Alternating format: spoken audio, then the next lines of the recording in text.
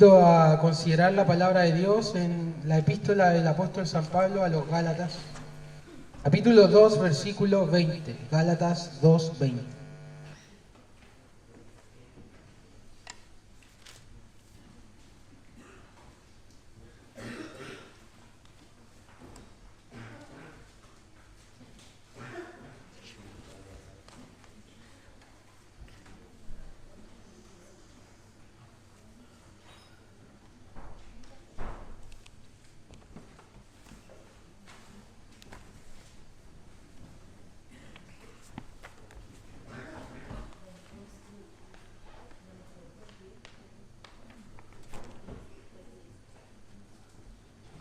La epístola de San Pablo a los Gálatas, capítulo 2, versículo 20.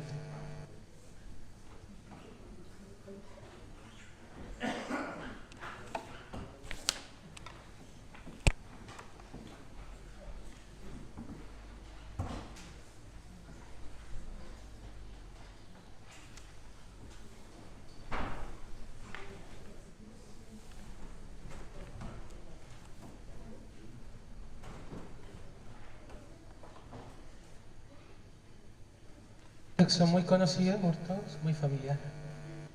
Vamos a leer la palabra de Dios en el nombre del Señor. Con Cristo estoy juntamente crucificado. Ya no vivo yo, Cristo vive en mí.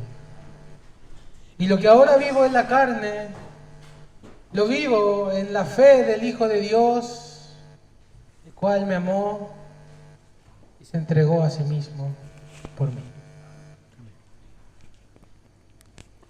Que Dios bendiga su palabra. Tengamos un momento de orar al Señor. Padre nuestro, en esta hora, Señor, te pedimos de la luz de tu Espíritu Santo para poder entender tu palabra, poder aplicarla a nuestro corazón, poder vivirla, sentirla, que no quede simplemente en el aire. Líbranos de las distracciones, líbranos, Señor, de los ruidos, y que pongamos toda nuestra atención en tu voz, en tu palabra, ella siendo explicada, siendo predicada y anunciada con el poder de tu Espíritu. Padre, te necesitamos en esta hora, Señor. No podemos hacerlo solos. Así que rogamos de la intervención y de la luz, del poder y del calor del Espíritu Santo, porque no estamos huérfanos, Señor, sino que Cristo vive en nosotros. Ayúdanos, Padre, a entender tu palabra. Por Jesús, amén. Amén. Como dije, este es un texto muy familiar para todos los cristianos, ¿no?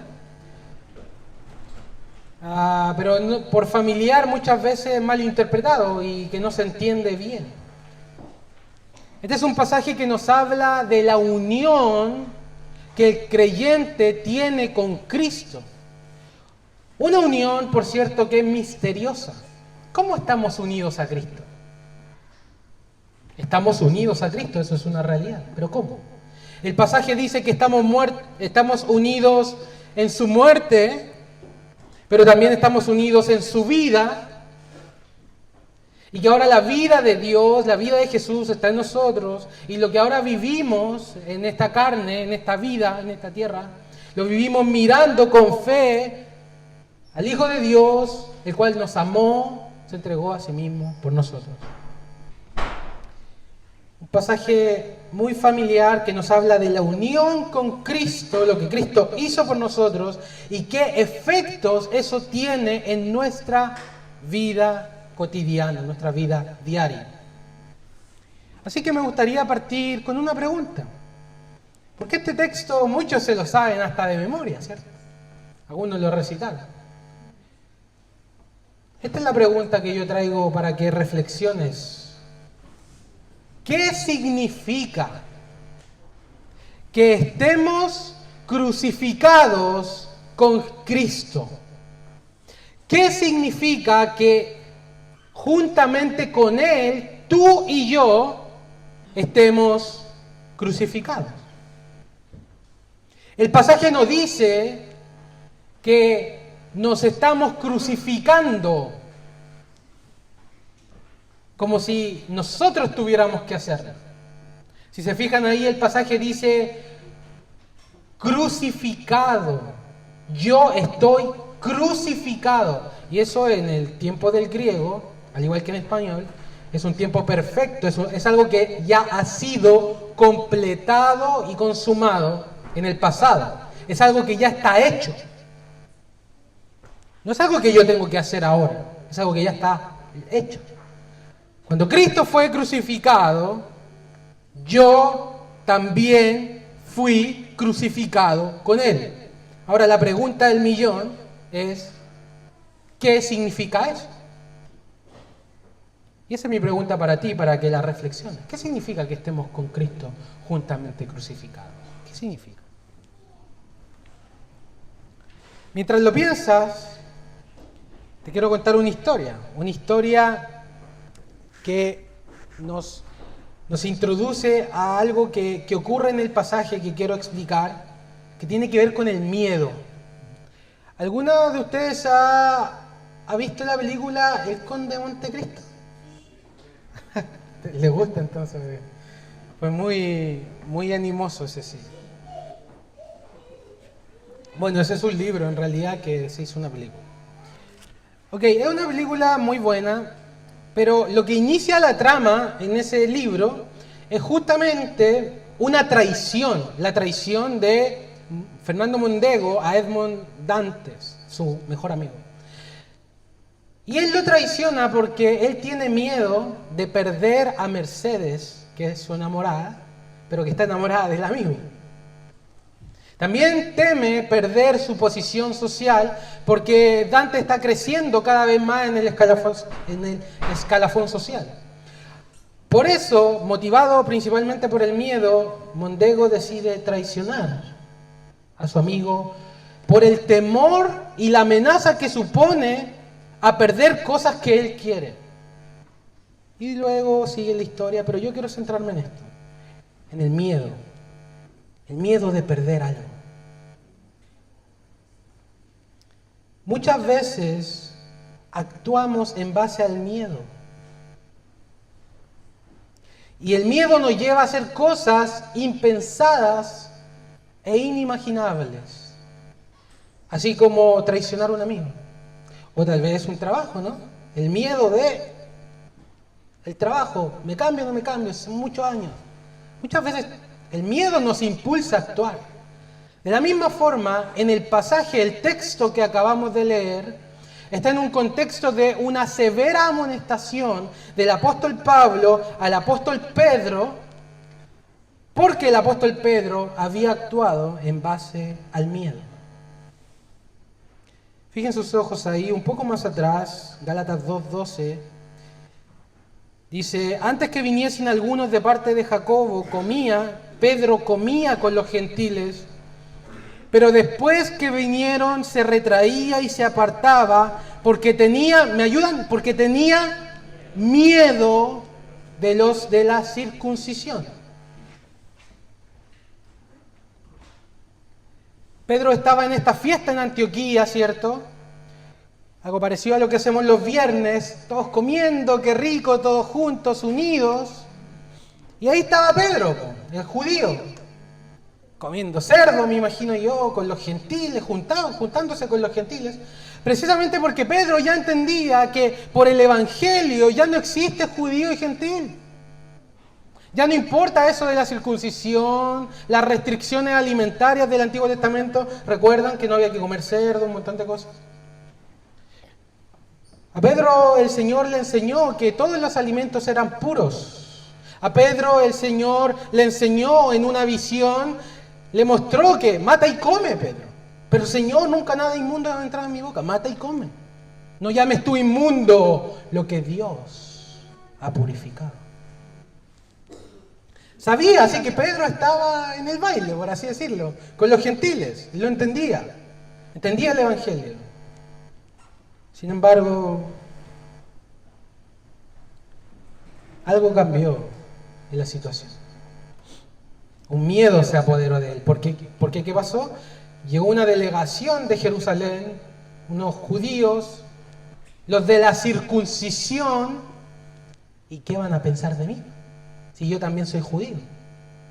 Y estoy aquí metalegándole con los gentiles. ¿Qué van a decir de mí? De Pedro, el apóstol Pedro, ¿no? Así que por temor, dice, a los de la circuncisión, comenzó a retraerse y apartarse, y una fiesta que se suponía que era de amor, de unidad. Entonces tenían los judíos sentados en un lado, los gentiles sentados en el otro, y Pedro se pasó al bando de los judíos y con su simulación arrastró a Bernabé y a otros.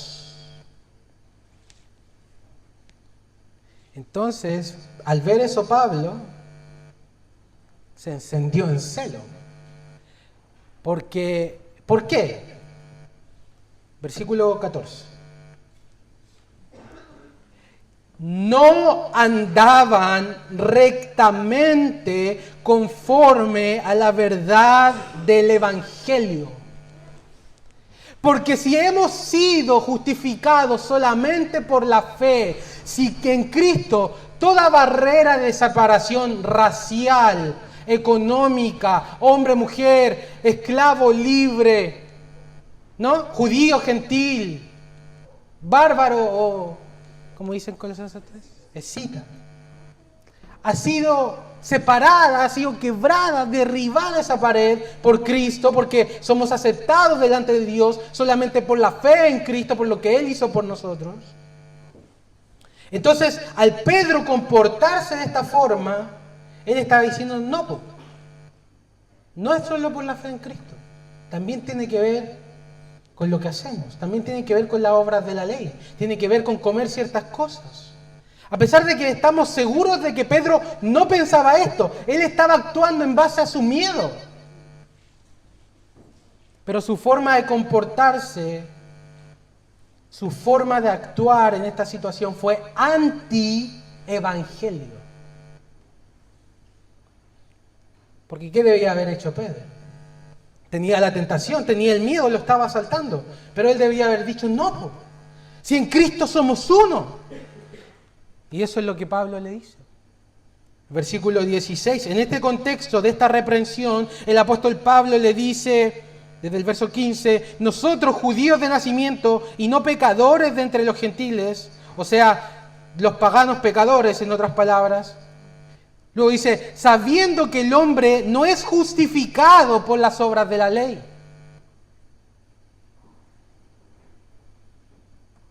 El gran problema de cómo alcanzar justicia delante de un Dios perfecto y santo. ¿Cómo? ¿Cómo alcanzamos justicia delante de un Dios perfecto y santo? Los judaizantes dirían, bueno, tienes que hacer hartas cosas para alcanzar esa justicia. Pero el apóstol Pablo dice que no es por las obras de la ley, ya nos dimos cuenta. Porque el Señor me pide una obediencia perfecta a todas sus leyes en toda mi vida para poder ser justificado a través de la ley. Perfecta justicia desde tu niñez hasta que mueras. Perfectamente tuviste que andar todos los días de tu vida, ni una sola falta tuviste que haber tenido. Y entonces podría haber sido justificado por la ley. Pero la ley nos dice cosas como, no mentirás, levante la mano quien no ha mentido. La ley nos dice cosas como, no actúes egoístamente, levante la mano quien no es egoísta, o no ha actuado egoístamente. La ley nos dice que no codiciemos cosas que no nos pertenecen.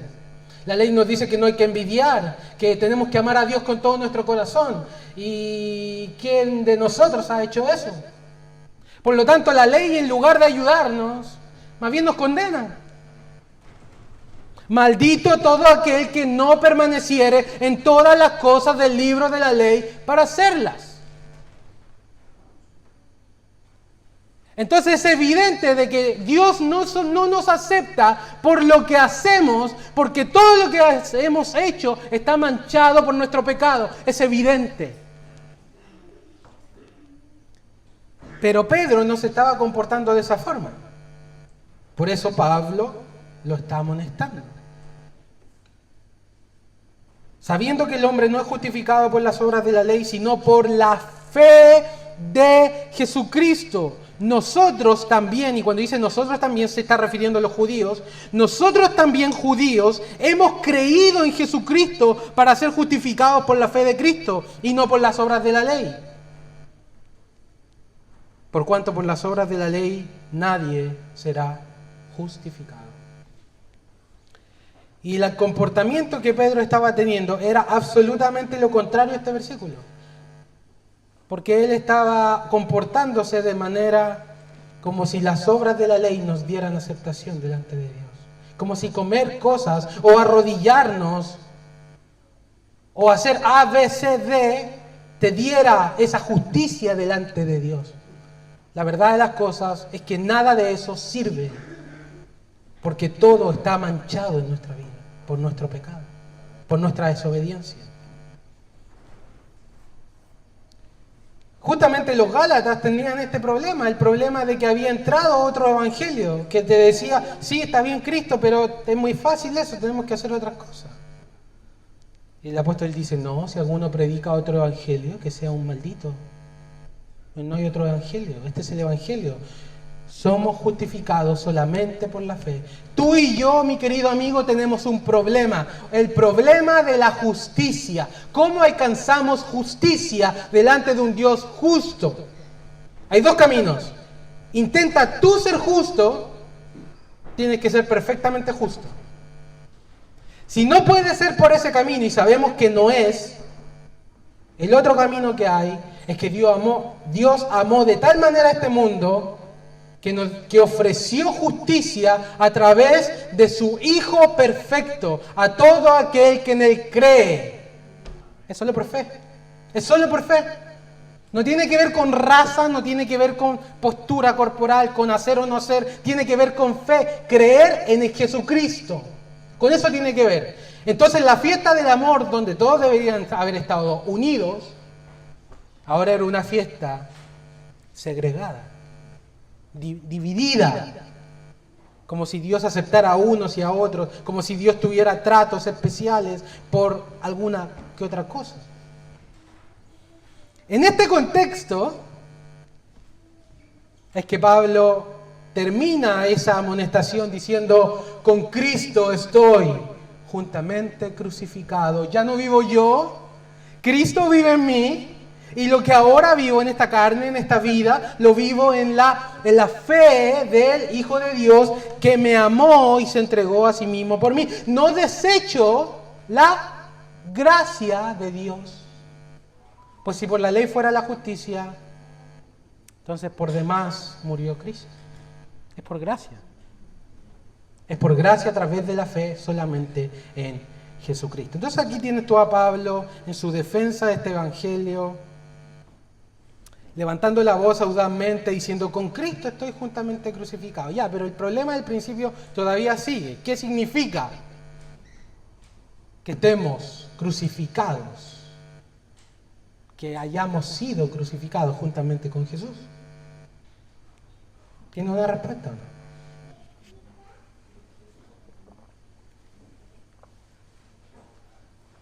No es tan fácil. Es un pasaje familiar, pero no es tan fácil de explicar. Así que los próximos minutos de predicación te pido toda tu atención, porque esto no es tan fácil de explicar y te puedes perder fácilmente. ¿Qué significa que estemos crucificados con Cristo? Partamos por el hecho del tema de la cruz. La cruz significa muerte segura y brutal. Eso lo acaba de explicar el hermano Alex. Ser crucificado en el primer siglo era el instrumento de ejecución más terrible, como la silla eléctrica. Un predicador dijo por ahí que cuando Jesús dice, el que quiera venir en pos de mí, tome su cruz y sígame, en términos actuales eso sería como, el que quiera venir en pos de mí, agarre su silla eléctrica y sígame. Para que lo entendamos mejor, ¿no? ¿A qué se está refiriendo? Cruz es muerte. Muerte segura, muerte brutal. Eso significa la cruz. Entonces, está diciendo que Cristo murió en esa cruz, pero Pablo está diciendo, yo también, yo estaba ahí cuando Él murió. Yo estoy unido a Él en su muerte, juntamente con Cristo en la cruz. Con Cristo estoy juntamente crucificado. Él fue crucificado, yo también fui crucificado. Juan, de hecho, aplica esta palabra, que de hecho es solo una palabra en el original, crucificado con, es una palabra en el original. La utiliza para decir en Juan 19:20, cuando están los ladrones al lado del Señor, dice, y habían unos ladrones crucificados con, y usa la misma palabra que está acá. O sea, literalmente estar crucificado con Cristo ahí. Es evidente que no está hablando en términos literales, ¿cierto? Porque eso pasó. Pablo no estaba crucificado literalmente con el Señor. Está hablando en términos espirituales. Pero es tan fuerte como se escucha. Yo, Pablo, estoy juntamente crucificado con mi Señor. Es poderoso, pero misterioso. ¿Qué significa? Que estemos crucificados con Cristo. Estoy crucificado, dice Pablo, pero vivo. ¿Cómo? Estoy muerto, pero vivo. Vivo, pero no yo. Cristo vive en mí. Vivo en la carne, pero no vivo para la carne. Vivo en la fe del Hijo de Dios, que me amó y se entregó a sí mismo por mí. Volvamos al tema de la reprensión pública que le está haciendo Pablo a Pedro, porque esto está en ese contexto. Pablo, como dije, viene hablando de la justicia que es solo a través de la fe por Cristo y no por las obras de la ley. ¿Cómo estaba de hecho sugiriendo el comportamiento del apóstol Pedro? ¿Quién más pensaba así, que por la justicia de las obras de la ley se podía alcanzar salvación? ¿Quién pensaba así en los personajes que están en el pasaje? A ver, ayúdenme. ¿Quién pensaba de esta forma? Los Gálatas, sí, estaban siendo desviados, ¿cierto? ¿Quién más? ¿Quién? ¿Pablo? ¿Pablo pensaba así? Pero por ahí va, hermana. Por ahí va. ¿Ah? ¿Sí? ¿Quién? Con su comportamiento, Pedro. Pero la hermana dijo algo muy interesante, dijo Pablo. ¿Pablo pensaba así, que podíamos alcanzar justicia por las obras de la ley? ¿Pensaba de esta forma Pablo? Pero ¿y el viejo Pablo cómo pensaba? ¿Cómo pensaba Saulo de Tarso? Saulo de Tarso pensaba así. Antes de conocer a Jesús, de hecho esta es la creencia común de los judíos, de los judaizantes, que necesitamos nosotros esforzarnos para poder encontrar la justicia que Dios nos está demandando. Sin embargo, Pablo descubrió en el camino que él no podía justificarse a sí mismo y se entregó por completo a la fe en Jesucristo. Dijo algo así como dice el himno: nada traigo en mi mano, solo a tu cruz me aferro. Esa fue la experiencia de Saulo de Tarso. Entonces, en ese momento, cuando Saulo de Tarso creyó en Jesús, fue unido a Jesús por la fe, espiritualmente, fue unido a Jesús. ¿Qué quiere decir esto? Fue unido a su muerte, a la muerte de Cristo, y fue unido a la resurrección de Cristo, por la fe. Fue unido a la muerte de Cristo, lo que quiere decir que el viejo Saulo de Tarso, con todos sus pensamientos, con su orgullo, con sus pecados, su viejo hombre, una vez que cree en Cristo, ¿dónde está ese Saulo de Tarso? Está crucificado juntamente con Cristo. Y ya no vive más. Este es un pensamiento parecido al que se da en Romanos 6.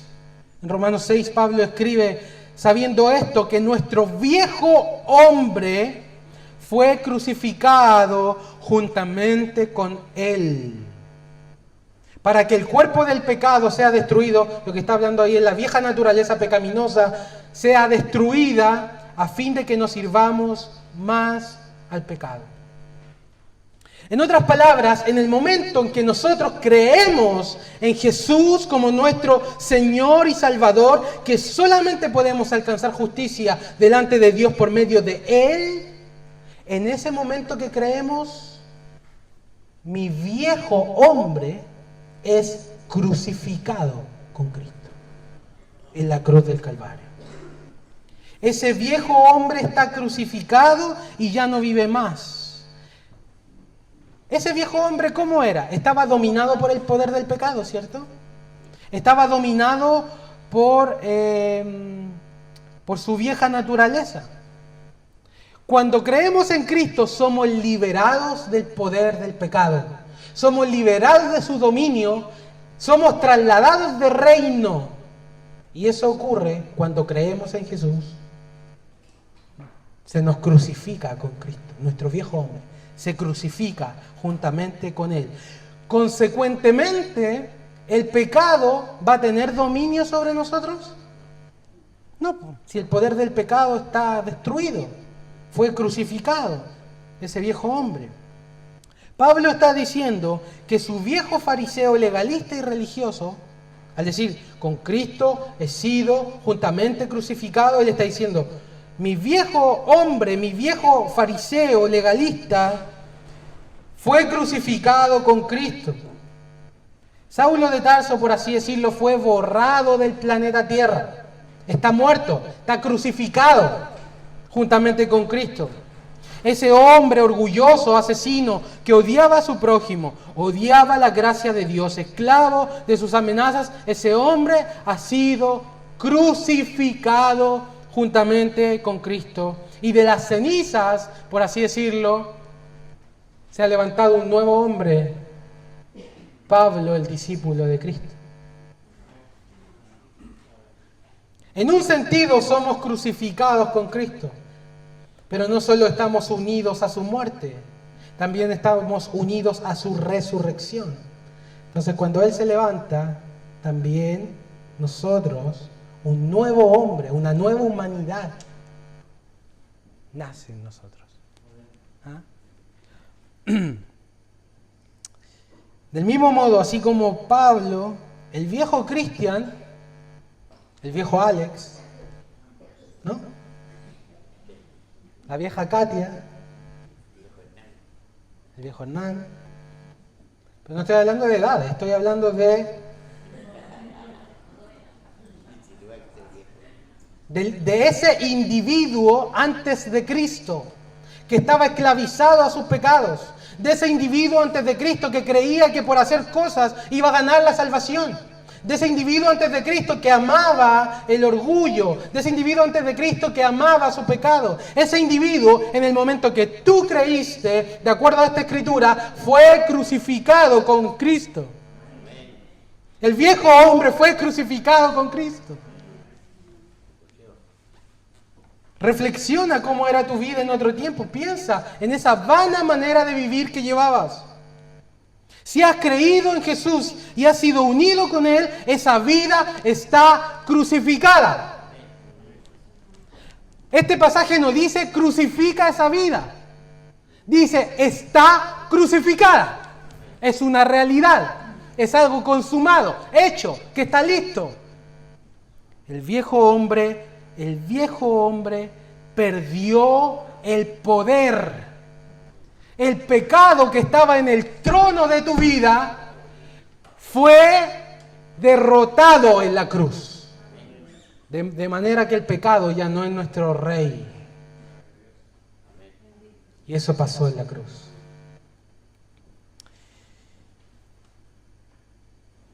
Ese dominio ha sido destruido, esa esclavitud ha sido emancipada. Entonces esta victoria no es algo que nosotros hacemos. Sí, hay pasajes de la Escritura precisamente que dicen toma tu cruz. Hay pasajes de la Escritura que dicen crucifica tus pasiones y deseos. Hay pasajes que nos llaman a hacer eso. Pero este pasaje no está hablando de eso. Este pasaje está hablando de algo que ya ha sido realizado. entonces esa victoria no es fruto de tu esfuerzo. No es un progreso en tu vida. No es una exhortación que Pablo está haciendo como diciendo crucifíquense con Jesús. No, está haciendo una declaración de algo que está consumado. Si estás unido a Jesús, estás crucificado con Él. Punto. Crucificado juntamente con Cristo en el momento que crees. Todo cristiano, verdadero cristiano, está crucificado juntamente con Cristo. No hay cristianos que no estén crucificados juntamente con Cristo. Esta es una realidad para todo aquel que está unido a Cristo Jesús. En la práctica esto significa que nuestros pensamientos, nuestra antigua manera de vivir, nuestra práctica pecaminosa, el poder esclavizante del pecado, el dominio de nuestra vieja naturaleza, esa esclavitud idolátrica que teníamos antes de conocer a Cristo, han sido colgadas en la cruz. Por tanto, ese viejo hombre ya no vive más. Está muerto. Está muerto. El que está, por lo tanto, bajo la gracia de Dios, porque uno es por gracia, ¿no? Es por creer en Cristo. Por eso el apóstol Pablo dice en Romanos 6 que no estamos bajo la ley, sino que estamos bajo la gracia. Y si estamos bajo la gracia, el pecado ya no tiene dominio sobre nosotros. Precisamente porque estamos bajo la gracia.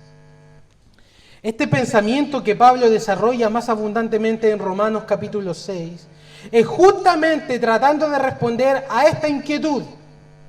Así que solamente por fe. Chuta, qué fácil.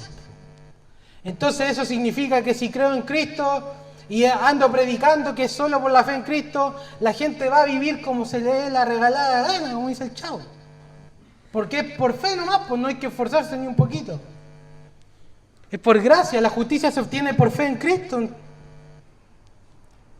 Pablo acaba de decir en Romanos capítulo 5, los últimos versículos, que donde abundó el pecado... Gracias, ese es mi coro, muy bien. Sobreabundó la gracia. Entonces, introduce el capítulo 6 diciendo, bueno, ¿significa eso que sobreabunde la gracia? ¿Significa que seamos solo justificados por fe? ¿Eso significa que vamos a vivir como queramos? ¿Perseveraremos en el pecado para que la gracia abunde? Porque donde abundó el pecado, abundó la gracia. Entonces pequemos más, pues para que haya más gracia. Esa era la objeción. Con esa objeción, Pablo saca a la luz esta doctrina, la doctrina de la unión con Cristo. Él dice, precisamente porque hemos sido salvos solo por gracia y estamos unidos a Jesús, nuestra vieja naturaleza, al momento de creer, ese dominio ha sido puesto en la cruz. Por lo tanto, creer en la gracia me hace la persona más santa. Me da el principio de santidad más potente que decirme todos los días, ay, tengo que hacer esto por obligación, que tengo que hacer esto, que tengo que ir a la iglesia. El hecho de creer en la gracia y en Cristo Jesús pone en mí un principio de vida que cambia todo lo que soy. Y eso es porque estamos unidos juntamente con Cristo en su muerte y en su resurrección.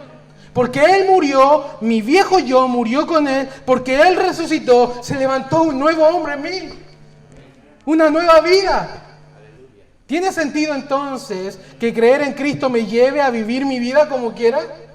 No, pues no hace justicia con esa unidad que hay entre mí y el Señor. Por eso esto es tan relevante. Porque ese poder que el pecado antes tenía en mi vida ha sido destruido en la cruz. ¿La cruz tiene poder o no?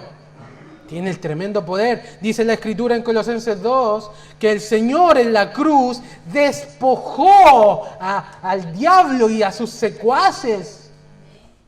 Por la cruz el Señor derrotó al pecado, al mundo y a la muerte. Ya no tiene dominio sobre nosotros. Pero fue porque Él lo hizo. Él lo hizo. Él lo hizo. Ahora, esto lleva una pregunta natural. Si el viejo hombre está crucificado con Cristo y unido con Él en su muerte, entonces ¿por qué todavía pecamos? O en palabras del pasaje, ¿Pedro está crucificado con Cristo, me pregunto? A ver, según lo que hemos hablado, ¿Pedro ha sido crucificado juntamente con Cristo? Sí, porque eso ya pasó. Cuando Pedro creyó, Pedro fue crucificado juntamente con Cristo. ¿Pedro está unido a Cristo? Entonces, ¿por qué Pedro se está comportando de la manera tan antievangélica que se está comportando? ¿Por qué nosotros que hemos sido crucificados juntamente con Cristo, pecamos en la semana?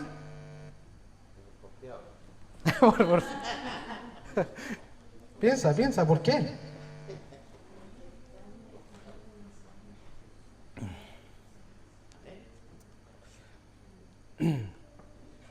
Se manifestó ese viejo Pedro, ¿no? Ese Pedro miedoso. ¿Recuerdan cuando negó al Señor? Justamente también fue movido por el miedo en esas circunstancias. ¿Pero acaso no está crucificado? Sí. Pero entonces, ¿por qué está todavía dispuesto a menospreciar a los hermanos gentiles con tal de agradar a los judíos, comportándose de esa manera? ¿Por qué aún está ahí si está unido con Cristo en la cruz? ¿Por qué aún está en mí esa lujuria? ¿Por qué aún está en mí ese enojo? ¿Por qué si estoy crucificado con Cristo? ¿Por qué? Porque la liberación del poder del pecado asegurada por la unión con Cristo no elimina la presencia del pecado en nuestra vida. En otras palabras, hemos sido liberados del poder del pecado, pero todavía no hemos sido liberados de la presencia del pecado. Así que aún el pecado mora en nosotros. ¿Tiene poder? No. ¿Tiene dominio? No. ¿Pecamos todavía eventualmente? Sí. Eventualmente sí pecamos. ¿O vivimos perfectamente esta semana? No. Pero ¿cómo se armonizan estas dos verdades? De esta manera. El dominio ha sido quebrantado, pero la presencia aún sigue en nosotros. El pecado sigue siendo un problema real en nosotros, pero dejó de ser nuestro rey. Dejamos de estar esclavizados a ese poder. Te voy a dar un ejemplo que me parece que es bueno para explicar esta, digamos, aparente contradicción de que si he sido crucificado con Cristo, ¿por qué aún peco en el día a día? En la Segunda Guerra Mundial, cuando los aliados se metieron a la guerra para pelear contra el imperio nazi, ya se acuerdan las clases de historia, ¿cierto? Las películas ya, ahí está Soldado Ryan pasando por la mente. Hay una batalla que fue clave en la guerra. ¿Cuál fue esa batalla? Normandía. Se llama el Día D. O sea, esa batalla fue tan clave que por esa batalla se derrotó al imperio nazi.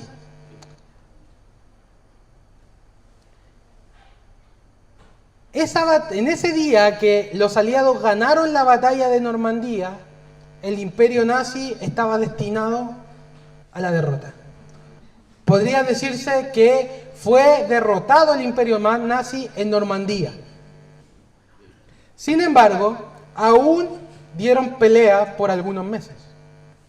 Pero ya lo que quedaba del imperio nazi, al recibir el golpe mortal en Normandía, eran nada más los remanentes de fuerzas que quedaban. O sea, al final los nazis, lamentablemente, hasta mandaron a los más jovencitos a morir.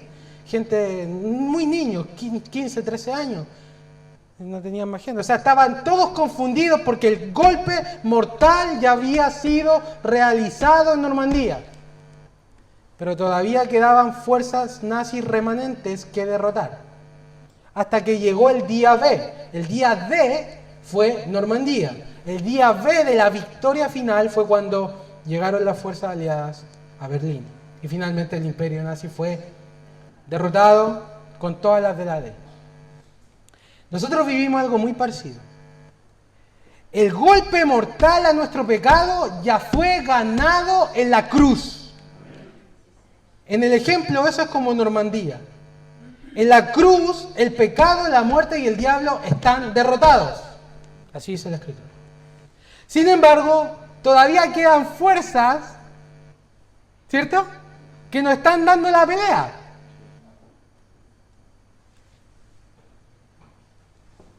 Pero están confundidos, hermanos.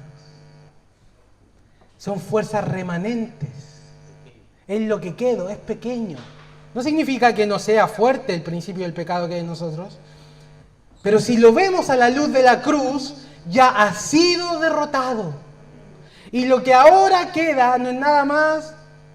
Las fuerzas están todos confundidos en el imperio del diablo, no saben qué hacer. Si Cristo los derrotó en la cruz. Entonces nosotros, ¿cómo tenemos que dar la pelea?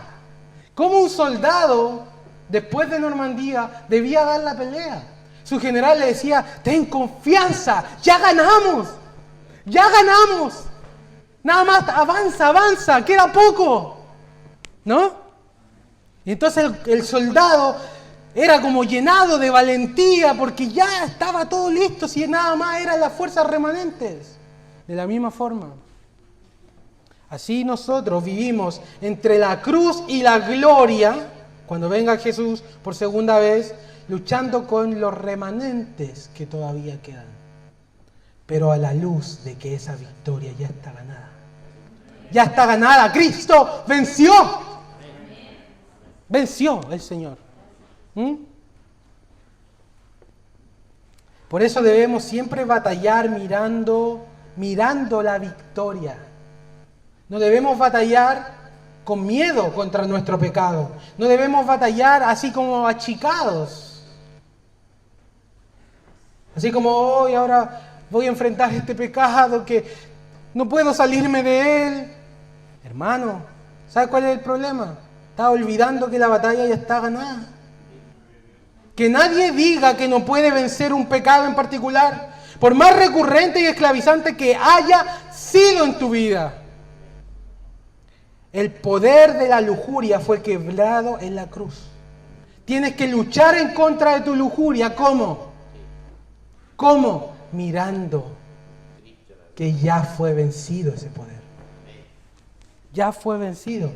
Hay algo muy interesante en el Antiguo Testamento cuando Israel está peleando contra los amonitas.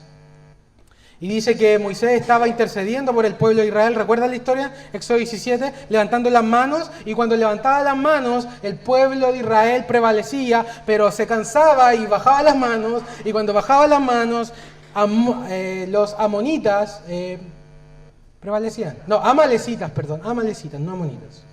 Es importante ser preciso en el conocimiento bíblico. Era Amalek, los amalecitas.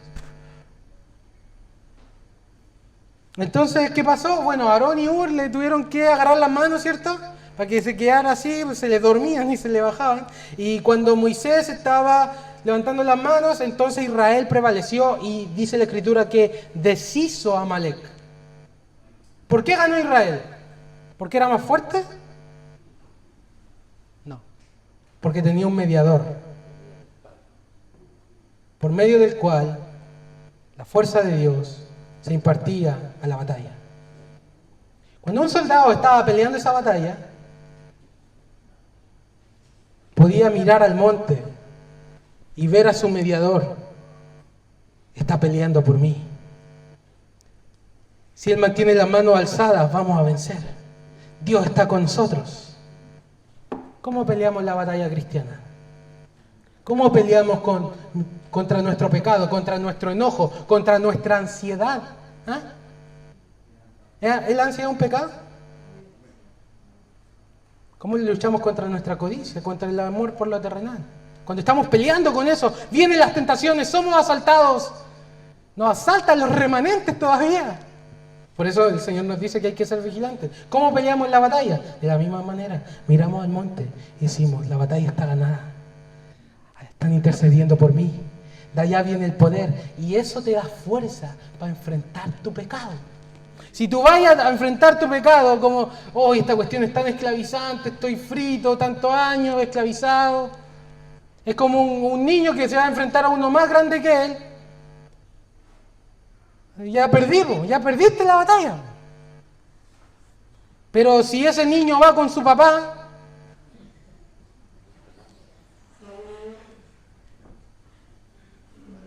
va confiado, ¿no? De la misma forma, nosotros, cada vez que vamos a luchar la batalla cristiana, tenemos que pensar que nuestro mediador ya ha ganado la batalla. Y por eso podemos enfrentar nuestras propias luchas, nuestros propios pecados. Por lo tanto, creer en Cristo tiene tremendas consecuencias para tu vida práctica, para mi vida práctica. Si yo digo que creo en Cristo y sigo viviendo como estoy viviendo, eso significa que no he creído realmente en Cristo. Ni el poder de la unión que el creyente tiene con Él se ha manifestado en mi vida. Tiene tremendas consecuencias. Producirá un cambio violento, radical, total en nuestra vida al creer en Jesucristo, el Hijo de Dios.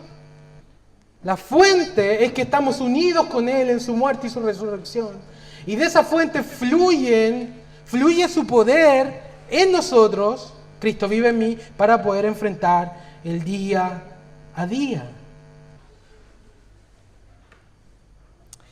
De esa unión fluye el poder y es por esto por lo cual debemos constantemente vernos posicionalmente unidos a Cristo. De ahí sacamos el poder para enfrentar nuestra vida cristiana, de la cruz. No tanto de la disciplina personal. Es importante la disciplina, pero no es tanto eso. Es cuánto tiempo pasamos a los pies de la cruz mirando a Cristo, creyendo en Él. De ahí encontramos el poder para vencer nuestros pecados. Mientras más la mires, más poder obtendrás. Y esto tiene resultados. ¿Qué resultados has visto tú en tu vida? Lo que antes perseguías, valorabas, atesorabas, cambian las prioridades, ¿o no? Ahora para ti es basura. Mira, vamos un momento ahí a Filipenses 3. Está Gálatas, luego viene Efesios y luego viene Filipenses. En Filipenses capítulo 3, justamente se está hablando de algo parecido a esto.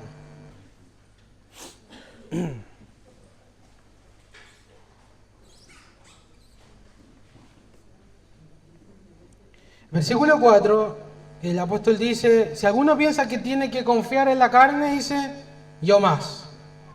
Yo fui circuncidado el 8º día, el linaje de Israel, la tribu de Benjamín, hebreo de hebreos, cuanto a la ley fariseo, cuanto a ser lo perseguidor de la iglesia, cuanto a la justicia que es por la ley irreprensible. Pero cuantas cosas eran para mí ganancia, las he estimado como pérdida por amor de Cristo. Y ciertamente aún estimo todas las cosas como pérdida por la excelencia del conocimiento de Cristo Jesús, mi Señor, por amor del cual lo he perdido todo y lo tengo por basura para ganar a Cristo. ¿Hay un cambio o no hay un cambio? Y ese cambio se produce justamente por la unión que hay con el creyente, con Cristo. Entonces, lo que antes tú perseguías en tu vida, lo que antes amabas, lo que antes atesorabas, lo que cuidabas, ¿puedes perderlo o no?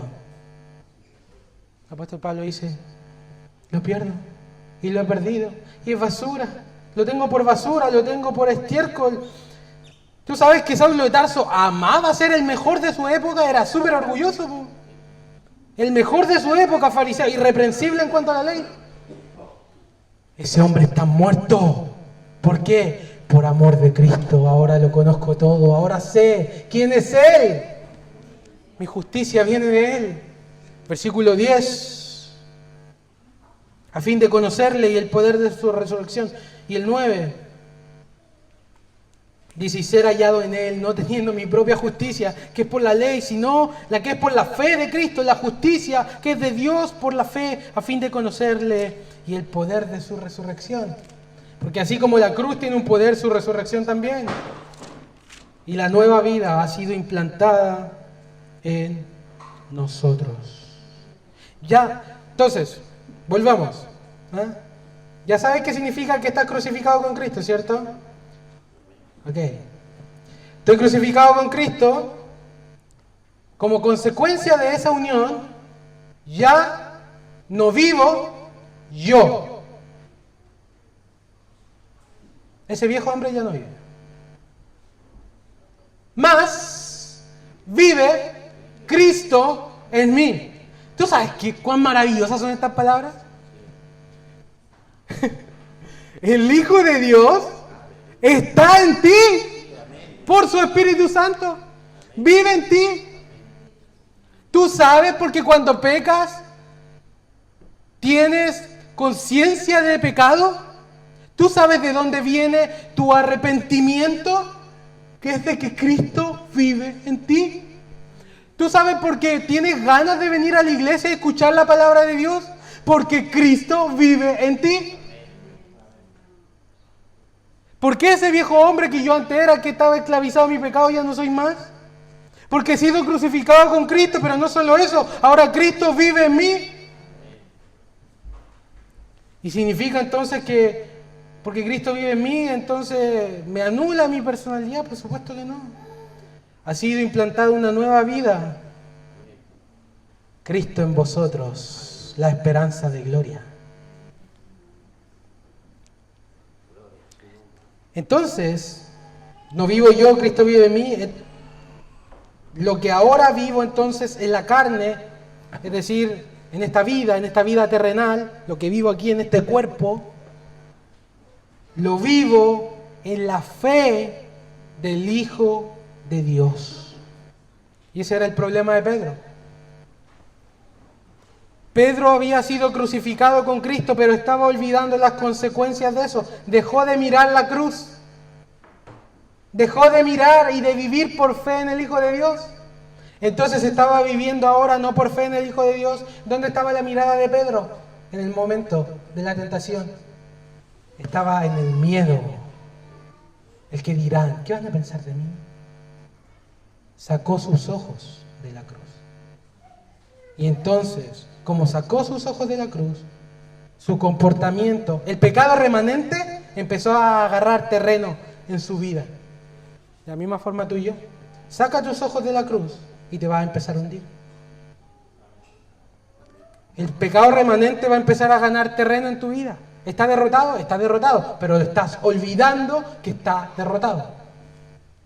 Y ese es el problema de Pedro. Él olvidó mirar la cruz del Hijo de Dios. También es nuestro problema cuando apartamos nuestra mirada de la cruz y centramos nuestra mirada en nuestra autosatisfacción, en nuestra voluntad, en nuestros pensamientos. Entonces comienza el pecado a agarrar terreno en nuestras vidas. ¿Cómo debemos entonces enfrentar y derrotar nuestro pecado remanente? ¿Cómo podría Pedro haber vencido la tentación? ¿Son reales las tentaciones en nuestra vida? ¿Son reales? ¿Luchamos? ¿Hay una lucha? Luchamos. ¿Cómo podemos vencer? Mirándola. Lo que ahora vivo en la carne, lo vivo en la fe del Hijo de Dios que me amó y se entregó a sí mismo por mí. La vida cristiana no es una vida que empieza por fe y luego olvidamos la fe, ya, si eso ya lo hicimos, ahora tenemos que ponernos las pilas. Tenemos que esforzarnos nosotros. Ya el Señor hizo su parte, ahora nos toca a nosotros. Así no es la vida cristiana. Romanos capítulo 1, versículo 16 dice: no me avergüenzo del Evangelio. El Evangelio es poder de Dios para salvación a todo aquel que cree, al judío primeramente y también al griego. Porque en el Evangelio, dice Pablo, la justicia de Dios se revela, y ahí en el original dice, de fe a fe. O sea, es fe de principio a fin. Entramos por fe a la vida cristiana y ¿sabes qué? Vivimos por fe, como está escrito, el justo vivirá por la fe. Vivimos por la fe. Lo que ahora vivo en la carne, lo vivo en la fe del Hijo de Dios. No olvidamos la cruz. Siempre estamos volviendo a mirar la cruz. Siempre estamos volviendo a mirar la gracia de Dios. Y de ahí obtenemos nuestro poder para enfrentar nuestras tentaciones. Es la única manera que podremos vencer. Es la única manera que Pedro habría podido vencer la tentación de la segregación racial en la iglesia. Mirando a Cristo. Tengo miedo. Es cierto, me importa lo que los demás van a pensar, pero mi identidad no está en eso. Si Cristo me amó y se entregó a sí mismo por mí, por eso Pablo está reprendiendo de esta forma y está terminando con estas palabras. Le está diciendo en otras palabras, le está diciendo a Pedro: ¿te olvidaste que estamos crucificados con Cristo? Y que ya no vivimos nosotros. Cristo vive en nosotros. Y lo que ahora vivimos en la carne, en nuestro comportamiento, lo vivimos en la fe del Hijo de Dios. Mirando a Cristo podremos vencer. Recordando que no somos nosotros los que vivimos y que no nos pertenecemos a nosotros mismos. En el momento en que usted creyó en Cristo, usted es propiedad de otro, porque fue comprado por sangre. No con oro fuiste comprado, no con plata, sino con la preciosa sangre del unigénito de Dios. Por lo tanto, tú ya no eres tuyo. Tus pensamientos ya no son tuyos. Tu vida ya no es tuya. Le pertenece a aquel que te amó y se entregó a sí mismo por ti. Tú eres suyo por siempre. De hecho, así dice la pregunta 1 del Catecismo de Heidelberg. ¿Cuál es tu única esperanza, tanto en la vida como en la muerte? Que yo no me pertenezco a mí mismo, sino a mi fiel Salvador Jesucristo. Yo generalmente no cito a Juan Calvino porque después me acusan, pero Calvino, la frase más hermosa que tiene la institución de la religión cristiana, y la sección más hermosa que está en ese libro se encuentra en el libro 3, los capítulos 3 al 10, donde él habla de la vida cristiana. Y los eruditos llaman a una frase que él tiene la frase de oro, que es la frase más preciosa que tú vas a encontrar en todos sus escritos. Te la voy a decir, porque tiene que ver con esto. Calvino escribió: no somos dueños de nosotros mismos.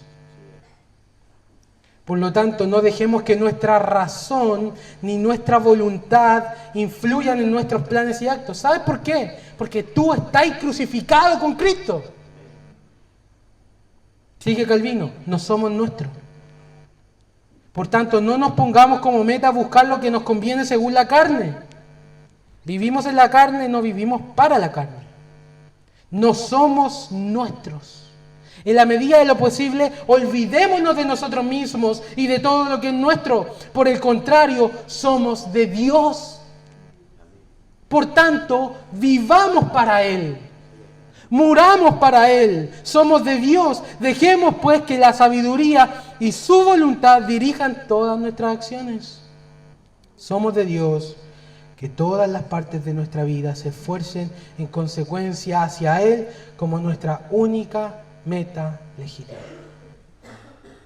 Si nosotros entendemos que estamos unidos a Cristo y que Cristo nos ha comprado, eso tiene tremendas implicaciones para nuestra vida. No somos nuestros. Si tú no estás en Cristo, si tú no estás unido todavía al Hijo de Dios, no tienes ninguno de los beneficios que yo acabo de hablar. Estás esclavizado en el pecado. estás dominado por tu vieja naturaleza. Lo único que buscas en tu vida es tu voluntad. Y lamentablemente estás muerto en delitos y pecados. Así es tu vida sin Cristo. Si tú estás sin Cristo, no vas a ver la vida. Si tú estás sin Cristo, la ira de Dios está sobre ti por todos y cada uno de tus pecados, por toda tu rebelión, por todas tus injusticias. Si tú estás sin Cristo, no verás la vida y estás camino al tormento eterno. Todos los sufrimientos que vivimos en esta vida, todos nuestros dolores, pérdidas, son nada más un anticipo de lo que va a ser lo tremendamente horrible del infierno, sufriendo por toda la eternidad bajo la ira justa de un Dios santo. Pero hoy Cristo se te ofrece abiertamente. Cristo está así en esta hora contigo, que estás sin Cristo. Él está así. Agarra mi mano, cree en mí y vivirás. El que cree en el Hijo tiene vida eterna. Y todo lo que yo acabo de escribir será una realidad en tu vida. Serás unido a Cristo, serás crucificada con Él, resucitarás de nuevo. Tus pensamientos serán transformados. Encontrarás la verdadera felicidad y el propósito de tu vida que estabas buscando. Solamente tienes que creer. Y Cristo hoy está con un corazón compasivo hacia tu vida, extendiéndose. Te amo, te amo. Agarra su misericordia. No te quedes, que nadie se quede en este día sin creer. Porque hermanos, si estamos sin Cristo, estamos perdidos. Estamos perdidos. Solamente podemos encontrar justicia solamente por Él. Y si eres creyente en Cristo, bueno, también tienes que hacer lo mismo. Si tu vida interior está seca y vacía, Cristo sigue. Ya te olvidaste que estás crucificado conmigo. Ya te olvidaste que resucitamos juntos. Ya te olvidaste que estamos unidos. ¿De dónde viene tu vida? ¿De dónde viene la restauración, el poder para vencer tus pecados? Mira la cruz otra vez, viviendo en la fe del Hijo de Dios. Por último, la fe se agarra de una cosa, se aferra a una cosa, se aferra al amor de Jesucristo por el alma perdida. La fe se agarra del amor de Cristo. Por eso dice acá que vivimos por la fe en el Hijo de Dios, el cual me amó. Dios no solo ama generalmente, Dios ama individualmente y personalmente. El apóstol Pablo está tan seguro del amor de Cristo que dice, me amó a mí. A mí, personalmente, me amó a mí. No es solo un amor general, sino, más importante, un amor particular por tu alma. En otras palabras, Jesús diciéndote en esta hora, te amé, te amo y me entregué por ti. Porque cuando Cristo sufrió en la cruz, su amor miró específicamente a los suyos. Y tú estabas ahí. Él llevó nuestros nombres, como el sumo sacerdote en el Antiguo Testamento, que llevaba una especie de collar llamado efod, con nuestros nombres, con los nombres de las 12 tribus de Israel. De la misma forma, el sumo sacerdote subió a esa cruz con el nombre particular de cada creyente en él, pagando toda la deuda específicamente por ti. Llevó tu nombre, llevó el mío. Fue escrito con dolor en la cruz. Él cargó lo peor de ti, toda tu vergüenza. Piensa en el pecado más vergonzoso que tengas. Cristo lo llevó en la cruz. ¿Por qué? Porque te amó. cargó toda tu injusticia. Entonces, la fe no es nada más que la respuesta del pecador perdido a ese amor. ¿Y cómo responde la fe? Lo hizo por mí, me amó a mí, se entregó por mí. Y esa fe en su amor produce seguridad. Seguridad de que Dios te ama.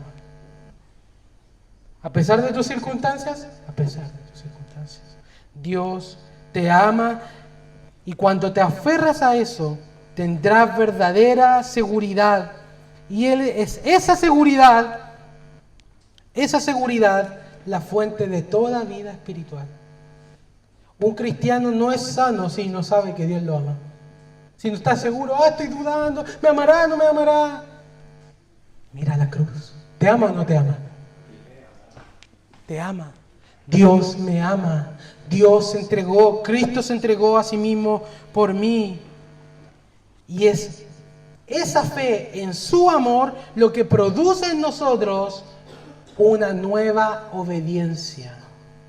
Produce en nosotros un nuevo amor. Se inflama en nosotros el amor por Dios cuando logramos comprender la magnitud de lo que Él hizo por nosotros. Por esa razón, no sirve de nada que yo te empiece a amenazar. Ven a la iglesia, te vas a ir al infierno. Eso no funciona. Hay un motor mayor que el miedo y es el amor. Si tú entiendes que Él te amó y se entregó a sí mismo por ti, entonces responderás, yo también te quiero amar y también me quiero entregar por tu nombre. Pero es el amor lo que lo produce. Es un vistazo a su amor lo que nos transforma. Es un vistazo a su amor lo que nos dará una nueva santidad. ¿Por qué no somos buenos para orar? Porque olvidas el Evangelio. ¿Por qué no somos buenos para leer y meditar las Escrituras? Porque no estás consciente de que Dios te ama. Lo has olvidado. Has olvidado el perdón de tus pecados. Y por esa razón nos comportamos de una manera pecaminosa. Pero cuando tú llegues a entender que Jesús te ama y se entregó a sí mismo por ti, responderás, te doy mi corazón, Señor. Yo soy tuyo. Toda mi vida es tuya. Todos mis pensamientos son tuyos. Soy débil, pero tú me ayudas. Pero solamente una verdadera obediencia y una verdadera santidad brotan de conocer profundamente el amor de Dios por tu alma. Él te amó y se unió a sí mismo contigo. Por amor Él se entregó por ti. Por amor Él fue crucificado por mí. Él está llevando en la cruz mi deuda, mi nombre, mi falta, mis fallas, mi vieja naturaleza, la cargó sobre sus hombros a fin de que yo viva para Dios. Fue su amor y no los clavos lo que lo sostuvo en la cruz. ¿Tú sabes por qué sufrió? Porque Él decidió despojarse de su gloria, venir a este mundo y ser escupido y despreciado y abandonado por Dios. ¿Tú sabes por qué Él hizo eso? Porque te amó tanto que no quería que tú te perdieras. Porque quiso pasar la eternidad contigo y la única forma de que eso ocurriera es que Él entregara su vida en lugar de la tuya. Si llegaste con un corazón frío por Dios, puedes ponerlo bajo las cálidas alas del amor de Cristo por ti y serás vivificado. Serás avivado, serás renovado. La única forma de encender nuestra pasión por Dios es estar constantemente seguros de que Él nos ama. La única forma. Y si por otro lado te sientes condenado y culpable, cargando en esta hora la carga pesada de tu pecado, oye hoy las palabras del buen pastor. Yo di mi vida. Yo di mi vida por ti. Yo te amé. Cristo está, las puertas están abiertas y Él está rogando a los pecadores. reconciliaos hoy, reconciliaos con Dios. Recibe la justicia perfecta que hay en Jesús y eso dará vuelta a tu vida. Eso es lo que realmente te transformará. Es solo por gracia. No desecho la gracia de Dios. Es solo por gracia. Es solo por fe. Es solo por Cristo. Y es solo para la gloria de Dios. Amén. Oremos, hermanos.